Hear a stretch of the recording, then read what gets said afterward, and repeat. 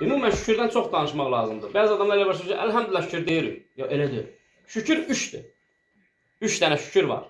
Birincisi qəlbdir. Qəlbdə sən şükürləməlisən. Yəni, sən etiqad eləməlisən ki, bu nemətləri sənə Allah verib. Bu nemətlər sənə Allah tərəfindəndir. Heç də bu nemətlər sənə, sən savadlısan deyənə verilməyib. Allah onu sənə verib. Bax, Quran-ı Kərimdə bunun bir dənə örnəyi var. Qarun, o deyirdi ki, onun böyük bir dənə səltənəti var idi, var dövləti var idi. O deyirdi ki, bu nemətlər mənə ağlım sayəsində verilib. Mən qazanmışam bunu.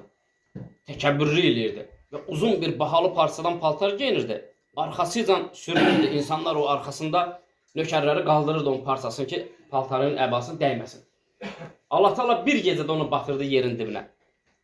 Ki, sənə nemətləri biz veririk. Sən nəfəs almağa baləcə bir dənə yerin var, dəliyun var. Sən kimsən ki? Allah Teala əgər ağla görə versəydi bu nemətləri, onda heyvanlar az qalardı. Heyvanın ağlı var. Allah Teala heyvanı da ruzlandırır. Sadəcə Allah Teala Quran-ı Kərimdə deyir ki, biz sizin bəzinizi varlı etdik, bəzinizi kasıb etdik. Görək hansınız həmd eləyəsiniz, hansınız səbr eləyəcəksiniz. Bundan ötürü birinci nemət şükür, Allaha şükür qəlbdə olmalıdır.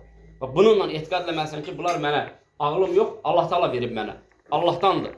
İkinci qardaşlar, şükürün əlaməti dildədir. Dillə şükür eləməlisən, həmd eləməlisən gecə gündüz. Və uşaqlar var, evdə ailəyə başa salmalısan ki, bu nemətlər bizə hamısı Allahdandır, şükürləyin, əlhəmdülillah deyin.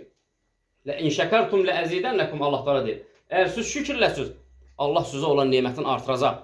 Yox, əgər küfürləsiz, yəni Allaha şükürləməsiz, nankör baxsınız Allahın nemətlərinə, Allah Teala çox varlıdır, bu şeylə Allaha heç nə eləyə bilməz. Yəni bunun küfrü sizin özünüzədir, bunun ziyanı sizin özünüzədir. Üçüncü şükür, əzalarla. Əzalarla, ibadətlərlə, dillə, namazuna, orucuna Allaha şükür eləyəcəksən, səcdə eləyəcəksən. Bir gün Peyğəmbərimiz Aleyhisselam sahabələrə dedi ki, siz gündə bu oynaqlarınıza görə sədəqə verməlisiniz. Bu oynaqların haqqını verməlisiniz.